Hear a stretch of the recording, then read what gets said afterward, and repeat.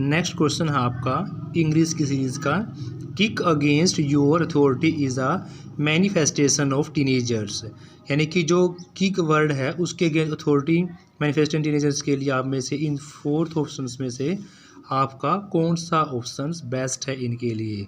Natural, relations tendency, या excessive, sentimentally, या need for identification with family values, या in a tendencies to become physically violent.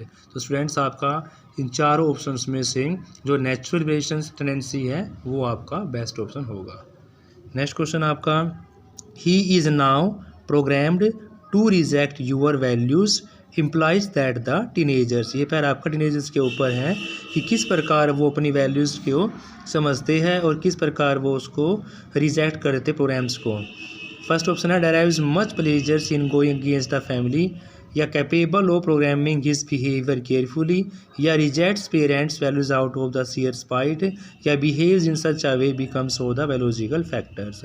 तो इस para के according teenagers जो एम्प्लाइज करते हैं प्रोग्राम्स को वो आपका ऑप्शन नंबर 4 सही होगा, behaves in such a way because of biological factor.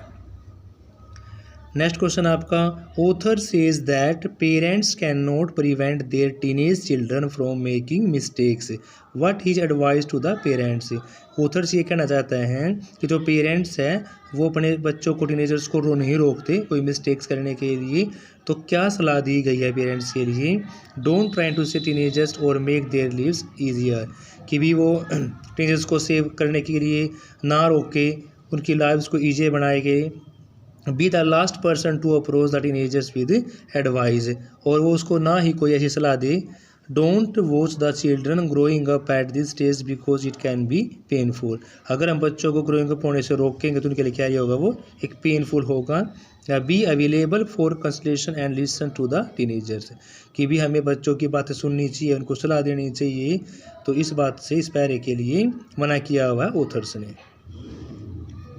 Pick out the word from the first paragraph of the above passage that means strong feeling of anxiety and unhappiness, कि भी आपने paragraph में से जो strong feelings of anxiety है या unhappiness है वो उसके लिए कोई वर्ड चूज़ करना है। रैगिंग होगा, स्केस्टिक होगा, कस्प होगा, या अंगस्ट होगा। तो आपका जो फीलिंग एनजाइटी है, स्ट्रॉन्ग या अनहैप्पीनेस है, उसके लिए जो इस पैराज के अंदर वर्ड गिवन है वो आपका अंगस्ट। तो लास्ट क्वेश्चन आपका 2011 सीलेक्ट वाले का, living with teens can be difficult because your child is in the process of great change. जो आपका वर्ड अंडरलाइन है, because your child is in the process of great change, तो किस को indicate कर रहा है वो? एडजेक्टिव है, प्रेपोजिशनल फ्रेज है, या नाउन क्लोज है, या एडवर्ब क्लोज है।